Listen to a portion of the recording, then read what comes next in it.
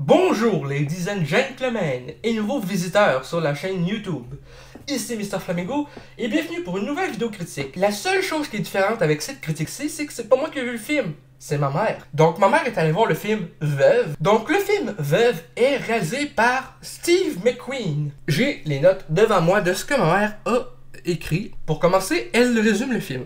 L'action se déroule à Chicago dans une période de préélection pour un poste de conseiller pour le district 18 qui est un quartier défavorisé. Beaucoup de similitudes avec la vraie vie. Corruption, pot de vin, rivalité entre clans, chicane de famille. Ça fait bizarre de voir Liam jouer le rôle d'un méchant sans scrupule alors que d'habitude il interprète un policier. Donc Liam Neeson, c'est lui qui fait le mari de Viola Davis dans ce film.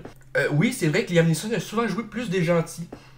Donc, c'est une note qu'elle me disait. Donc on va commencer par le point positif du film.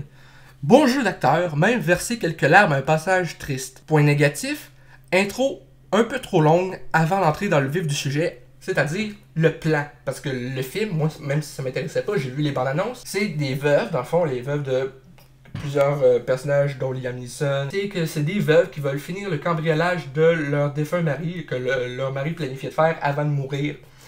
Donc, c'est un peu ça, le synopsis du film. Donc, c'est ça, intro un peu trop longue avant d'entrer dans le vif du sujet. Trop peu de temps consacré au développement du plan des veuves pour leur cambriolage de 5 millions de dollars. On les voit se préparer, mais rien n'a été très élaboré. Donc, là-dessus, je peux pas contredire, j'ai pas vu le film. Ensuite, ma mère a dit trouve qu'il n'y a pas autant d'action par rapport à ses attentes.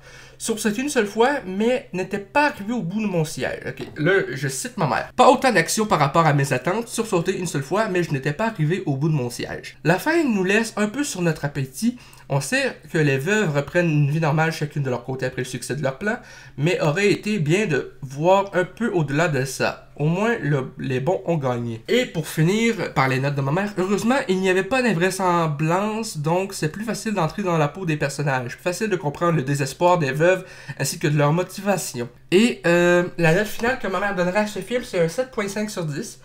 Bon, vu qu'il y a juste un seul truc positif dans ses notes, je me serais attendu un 6 sur 10. Mais, regarde, c'est elle qui a vu le film. Elle a apprécié le film, sauf qu'elle me textait hier soir en partant du cinéma que le film était décevant. C'est sûr que probablement que, de ce que je comprends, c'est que sur son 7.5 sur 10, elle aurait préféré que ce soit un 8 ou un 9 sur 10. Parce que la bande-annonce lui plaisait énormément. Donc, c'est un peu ça pour l'avis de ma mère sur le film Widows, réalisé par Steve McQueen, mettant en vedette, comme je disais, Viola Davis, Liam Neeson, Colin Farrell, Michelle Rodriguez. J'espère que vous avez apprécié cette idée de concept de critique que je critique pour ma mère, un film qu'elle a vu, et que je vous fais part de ses notes. Les prochaines critiques vont être normalement avec moi qui a vu le film, hein, je vous rassure. C'est juste un petit concept comme ça qu'on a voulu tenter comme ça, pour le plaisir, pour voir si ça vous plaît. Donc, enfin bref, si l'idée vous a plu, ou si la vidéo vous a plu tout simplement, veuillez me le dire en commentaire. Laissez un petit like, ça fait toujours plaisir. Et un abonnement à la chaîne pour de nouvelles vidéos chaque semaine, normalement. Sur ce, à la prochaine les cocos.